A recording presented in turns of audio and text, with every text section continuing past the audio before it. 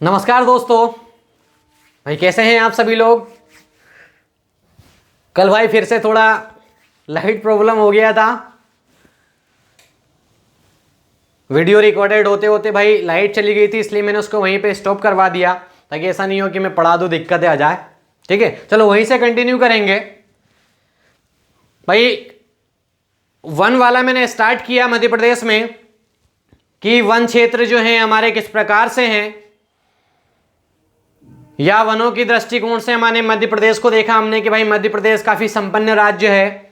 31% भूभाग पर भाई वन है हमारे यहाँ पे, और अदर स्टेट से तुलना करोगे आप पूरे भारत में तो सर्वाधिक क्षेत्रफल पे वन आपको मध्य प्रदेश में ही मिलेगा, एरिया के हिसाब से, क्षेत्रफल के हिसाब से। लेकिन वही मैंने बोला कि अगर परसेंटेज के हिसाब से बोलोगे, प्रतिशत के हिसाब से बोलोगे तो वो आपका आसाम है।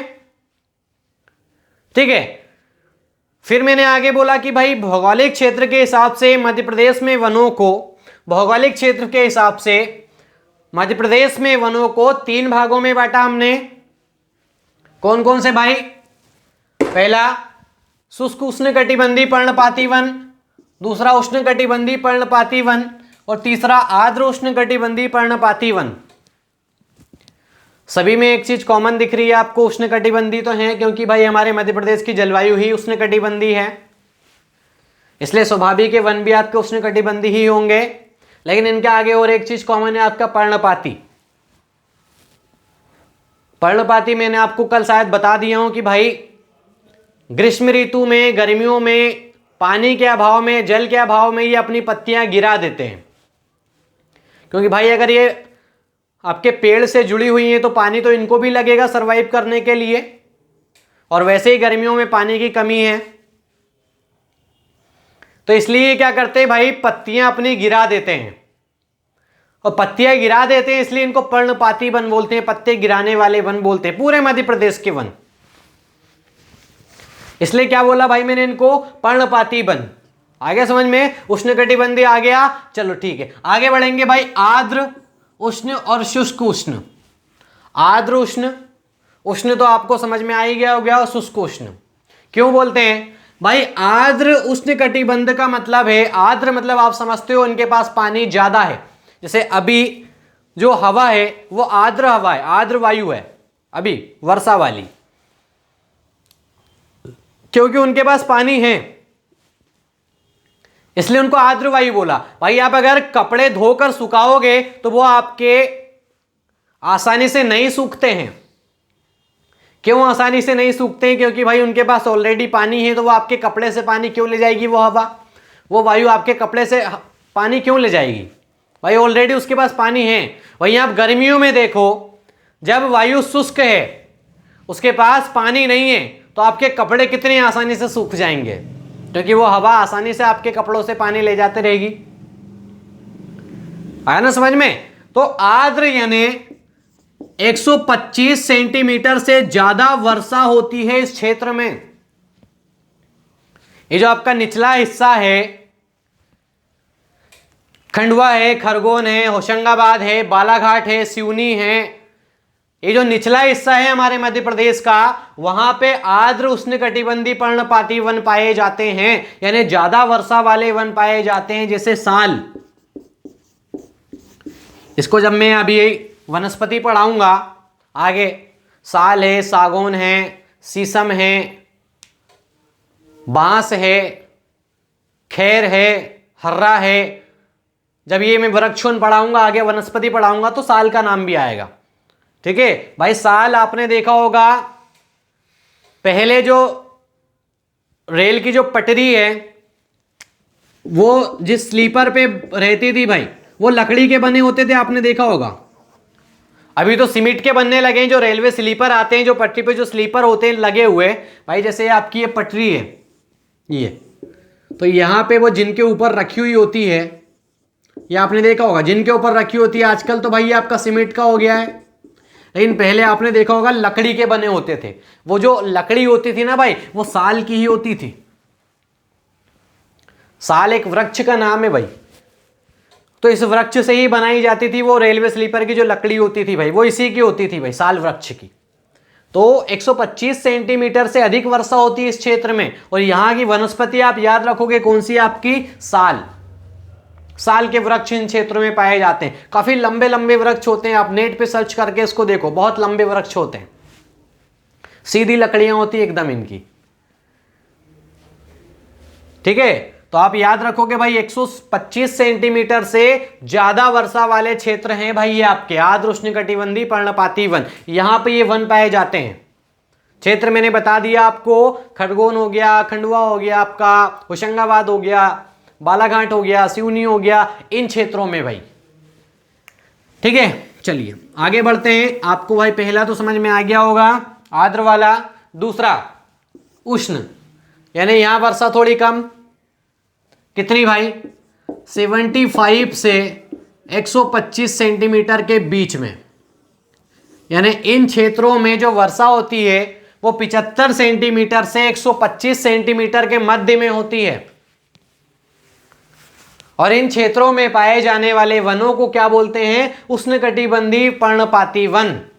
पत्ते तो ये भी गिराएंगे भाई, पत्ते तो ये भी गिराते हैं, पत्ते ये भी गिराएंगे, इसलिए पर्णपाती वन। लेकिन ये आर्द्र था और ये उष्ण है।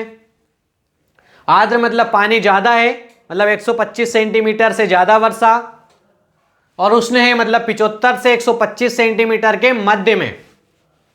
ठीक है, और यहां की वनस्पति में आप याद रखोगे भाई सागौन, नीम, पीपल, ये वनस्पति भाई इन क्षेत्रों की प्रमुख वनस्पति। आपको सागौन के वृक्ष आसानी से देखने को मिल जाएंगे, नीम आपको आसानी से मिलेंगे, पीपल के पेड़ आसानी से देखने को मिलेंगे इन क्षेत्रों में। आपका मध्य वाला जो हो गया आपका विदिशा है, आपका रायसेन है, आपका सागर है, इन क्षेत्रों में आपको आसानी से मिलेगा।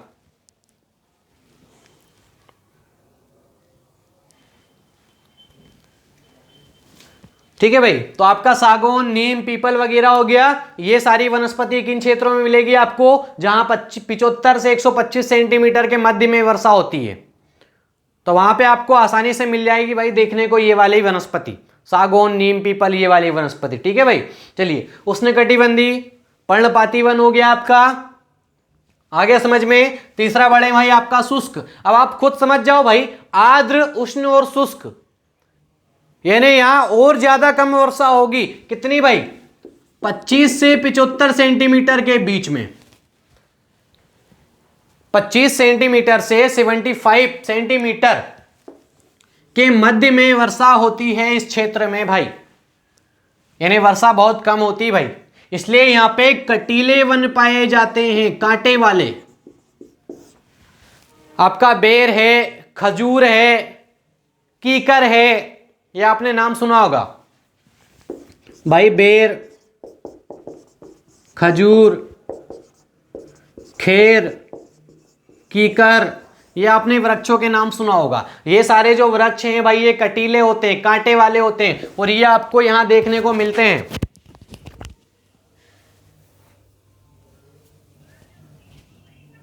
हेलो भाई, ये आपका बेर, खजूर, कीकर, ये जो सारे हैं कटीले हैं भाई आपके। ठीक है, यानी कांटे वाले वृक्ष हैं, और ये इन क्षेत्रों में पाए जाते हैं क्योंकि यहां पे वर्षा कम होती है भाई। वर्षा कम होती है इसलिए कटीले वन पाए जाते हैं। ऐसा क्यों है, क्योंकि आप खुद सोचो भाई, अगर कटीले वन है यानी इनके पास पत्तियां भी नहीं है, कांटे वाले वृक्ष हैं, यानी क्षेत्रफल जितना कम होगा वाष्पीकरण भी उतना कम होगा। क्योंकि भाई आपने पत्ती देखा है, ये देखो ये पत्ती, ये इतना आपको क्षेत्रफल मिलेगा पत्ती का, तो भाई इसके हर भाग को पानी की जरूरत लगेगी, और वहीं एक कांटा है तो सिर्फ इसको इतना पानी लगेगा, ये कांटा आपका, और पत्ती के इतने भाग को पानी लगेगा और सिर्फ इसके इतने भाग को लगेगा। इसका क्षेत्रफल ज्यादा है, इसको ज्यादा पानी लगेगा, इसका क्षेत्रफल कम है, इसको कम पानी लगेगा, और दूसरा क्षेत्रफल ज्यादा है तो वाष्पीकरण भी ज्यादा होगा। भाई आपने देखा है, जैसे आपके पास एक कप है, एक मग्गा है जिसमें चाय भरी हुई है, या गिलास है जिसमें चाय भरी हुई है। भाई ये चाय गर्म है, आसानी से ठंडी नहीं होती है। एक गिलास है आपके पास, या एक कप है, या एक मग्गा है, उसमें चाय भरी हुई है, वो आसानी से ठंडी नहीं होगी। जैसे ही आपने उसको एक प्लेट में डाला, एक प्लेट में डाला, यानी क्षेत्रफल ज्यादा हो गया उस प्लेट का, अब वो चाय का क्षेत्रफल ज्यादा होगा, प्लेट के जैसा आकार ले ली उस चाय ने भी, तो वो भाई आसानी से ठंडी हो जाएगी, होगी ना भाई आसानी से ठंडी, क्योंकि भाई उसने प्लेट के आकार जैसा आकार ले लिया चाय ने, क्षेत्रफल बढ़ गया तो वाष्पीकरण ज्यादा होगा, जल्दी जल्दी ठंडी होगी वो। आपने देखा होगा वाष्प जल्दी निकलेगी, फिर जल्दी ठंडी हो जाएगी। तो ठीक वैसे ही इस पत्ती का क्षेत्रफल ज्यादा है तो वाष्पीकरण भी ज्यादा करेगी। एक तो भाई गर्मी में वैसे ही पानी है नहीं और आप वाष्पीकरण ज्यादा कर रहे हो। भाई पत्ती में क्या आपका स्टोमेटा रहता है ना, आपने देखा है स्टोमेटा, जो क्या करता है भाई, वाष्पीकृत करता है पानी को।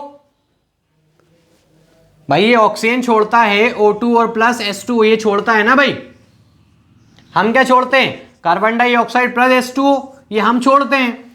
और पेड़ पौधे वनस्पति क्या छोड़ते हैं, O2 और H2O, ऑक्सीजन और जल। ये पेड़ पौधे छोड़ते हैं ऑक्सीजन और जल, और हम क्या छोड़ते हैं, कार्बन डाइऑक्साइड और जल।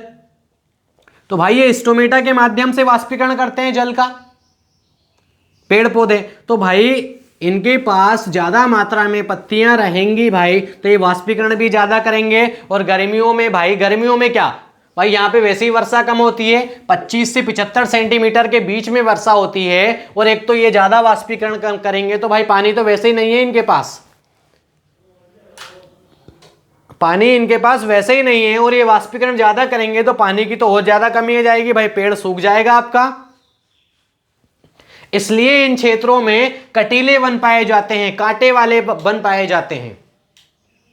आ गया भाई समझ में? उम्मीद है भाई अच्छे से आपको समझ में आ गया हो। समझ में नहीं आया हो तो बोल देना भाई, मैं दोबारा आपको ये समझा दूंगा, ठीक है। उम्मीद है हालांकि समझ में तो आपको आ गया होगा, ठीक है। तो भाई ये आपके भौगोलिक क्षेत्र के हिसाब से वन को हमने वर्गीकृत किया, भौगोलिक क्षेत्र के हिसाब से वन को वर्गीकृत किया कितने भागों में, 3 भागों में। अब भाई बात करेंगे मध्य प्रदेश का वन क्षेत्र या फॉरेस्ट एरिया, ठीक है। ध्यान से आप समझिएगा भाई, डबल से बताऊंगा मैं आपको। ये विंध्याचल, ये सतपुड़ा, ये मैकाल, ये आपका मध्य प्रदेश, ठीक है। अब यहां पे आपको वन क्षेत्र देखना है। हमारे मध्य प्रदेश के जो फॉरेस्ट एरियाज हैं, जो फॉरेस्ट एरिया है आपका या जो वन क्षेत्र है, वो भी आपका 3 है। ध्यान से समझिएगा भाई। पहला आपका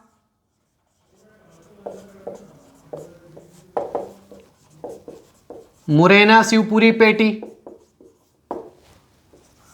दूसरा विंध्य कैमूर पेटी, तीसरा सतपुड़ा मैकाल पेटी।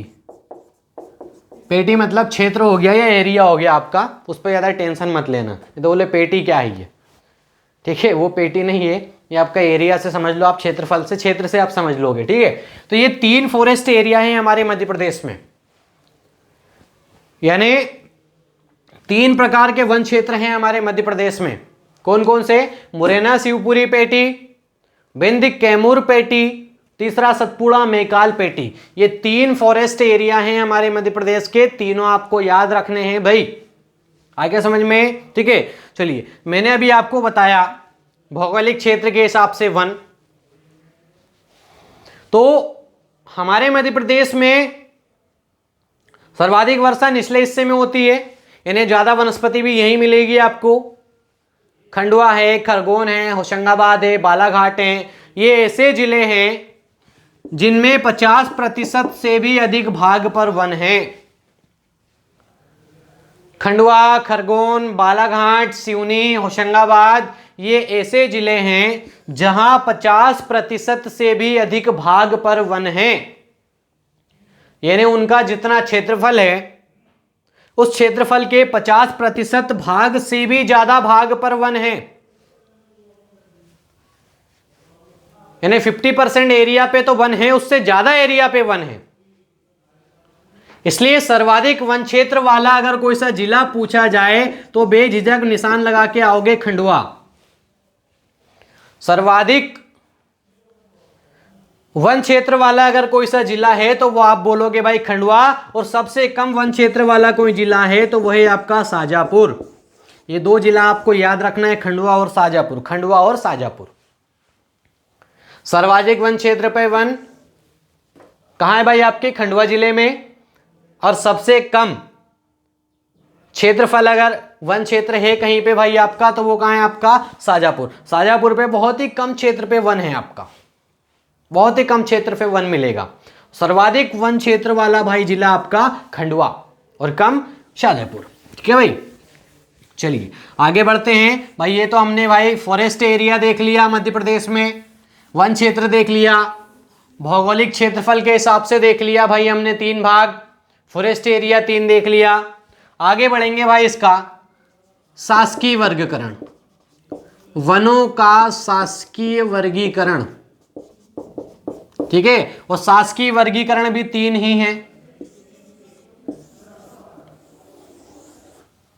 शासकीय वर्गीकरण भी 3 ही है आपका। ठीक है, पहला है आपका शासकीय वर्गीकरण में संरक्षित वन, दूसरा आरक्षित वन, तीसरा अवर्गीकृत वन। 3 वन क्षेत्र हैं आपके, संरक्षित वन, आरक्षित वन और अवर्गीकृत वन। ये 3 शासकीय वर्गीकरण है वनों का हमारे मध्य प्रदेश में। भाई शासन भी वर्गीकृत करेगा वनों का, तो शासन ने शासकीय वर्गीकरण की बात करूं मैं तो वनों को 3 भागों में बांटा है। पहला क्या बोलता है वो संरक्षित वन, दूसरा क्या बोलता है आरक्षित वन, और तीसरा क्या बोलता है वो अवर्गीकृत वन। संरक्षित वन का मतलब भाई शासकीय वर्गीकरण है, यानी इनका नियंत्रण पूरी तरह से भाई किनके हाथ में, सरकार के हाथ में है। शासकीय वर्गीकरण बोला मैंने, यानी इन वनों पर पूरी तरह से नियंत्रण किसका है भाई, सरकार का है। लेकिन सरकार ने इन वनों के लिए कोई कठोर नियम नहीं बनाए हैं। मैंने बोला संरक्षित वन जो है इन पर नियंत्रण किसका है, सरकार का है, लेकिन इसके लिए सरकार ने कोई कठोर नियम नहीं बनाया है। मतलब इन वन क्षेत्रों में वनों को काटने पर और पशुओं को चराने पर कोई प्रतिबंध नहीं है। यानी इन क्षेत्रों में आप वन को भी काट सकते हो और पशुओं को भी चरा सकते हो, इसके लिए कोई प्रतिबंध नहीं है, कोई आपत्ति नहीं है सरकार को। यानी उसके लिए कोई कठोर नियम नहीं बनाए गए। हालांकि नियम हैं, आपत्ति भी है सरकार को, लेकिन उतनी नहीं है जितनी होनी चाहिए। अभी आगे पढ़ाऊंगा मैं कितनी होनी चाहिए, उतनी आपत्ति यहां पे नहीं है संरक्षित वन में। हालांकि नियंत्रण किसके हाथ में, सरकार के हाथ में ही है, लेकिन मैंने बोला कोई कठोर नियम नहीं बनाया उसने। मतलब आप काट भी सकते हो वन को और पशुओं को भी चरा सकते हो, कोई आपत्ति नहीं है। लेकिन दूसरा होता है आरक्षित वन, इस पर नियंत्रण भी आपके सरकार का ही है। इस पर भी नियंत्रण किसका है, आपका सरकार का ही है। लेकिन इनको काटना दंडनीय अपराध है भाई, ये आप जरा ध्यान से सुनिएगा। आरक्षित वनों को काटना दंडनीय अपराध माना जाता है। मतलब खुद सरकार भी इन वनों को नहीं काट सकता, खुद सरकार भी इन वनों को नहीं काट सकता। दंडनीय अपराध माना जाता है क्योंकि ये वन मृदा अपरदन को रोकते हैं। मृदा अपरदन रोकने वाले क्षेत्रों में पाए जाते हैं। ऐसे क्षेत्र जहां पे सबसे ज्यादा मिट्टी का कटाव होता है, मृदा अपरदन होता है, उन क्षेत्रों में ये वन पाए जाते हैं, आरक्षित वन। तो भाई ये मृदा अपरदन को रोकते हैं, मिट्टी के कटाव को रोकते हैं भाई, मिट्टी के अपरदन होने को रोकते हैं ये वन। इसलिए इन वनों को काटना दंडनीय अपराध बोला गया है, माना गया है।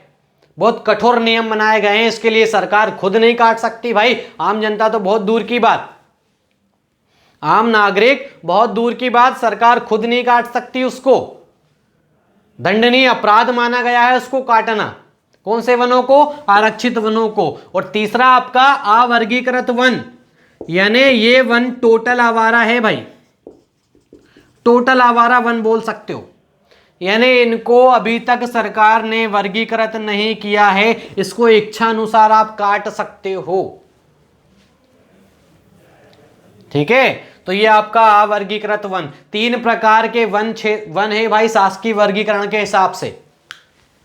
हमारे मध्य प्रदेश में शासकीय वर्गीकरण के हिसाब से 3 वन है, संरक्षित वन, आरक्षित वन और अवर्गीकृत वन। शासकीय वर्गीकरण में तीनों वन भाई आपको उम्मीद है याद हो गए होंगे। वनों में हमने सबसे पहले तो भौगोलिक क्षेत्र देखा उसका, कि भौगोलिक क्षेत्र के हिसाब से कितने प्रकार के वन हैं? 3। एक शुष्क उष्णकटिबंधीय पर्णपाती वन, दूसरा उष्णकटिबंधीय पर्णपाती वन, तीसरा आर्द्र उष्णकटिबंधीय पर्णपाती वन। यानी वर्षा के हिसाब से हमने इनको बांट दिया, ज्यादा वर्षा वाले, कम वर्षा वाले, बहुत कम वर्षा वाले। फिर हमने देखा फॉरेस्ट एरिया, मध्य प्रदेश में वन क्षेत्र देखा भाई, वो भी 3 मिले आपको, मुरैना शिवपुरी पेटी, विंध्य कैमूर पेटी और तीसरी सतपुड़ा मेकाल पेटी, मिल गए वो भी 3 आपको। फिर हमने देखा वनों का शासकीय वर्गीकरण, तो ये भी आपका 3, संरक्षित वन, आरक्षित वन और अवर्गीकृत वन। आया समझ में भाई? चलिए, तो वनों में भाई इतना याद रखोगे, उम्मीद है आपको अच्छी तरह से समझ में आ गया है। अगर नहीं समझ में आया तो भाई आप कमेंट करके बताइएगा, और वीडियो को ज़्यादा से ज़्यादा शेयर करो यार, जितना शेयर करोगे उतने भाई बच्चों का फायदा है, सब लोग जुड़ेंगे, हमसे भी मज़ा आएगा पढ़ने में। और कोई बच्चा नहीं पढ़ पा रहा है भाई, गरीब बच्चा कोई, तो वो भी फ्री में पढ़ लेगा। आना समझ में? तो वीडियो को अपने दोस्त यारों में भाई ज़्यादा से ज़्यादा शेयर करें, कमेंट जरूर करें, और भाई ठीक है अगर कुछ समझ में नहीं आया तो, ठीक है भाई। चलिए, धन्यवाद।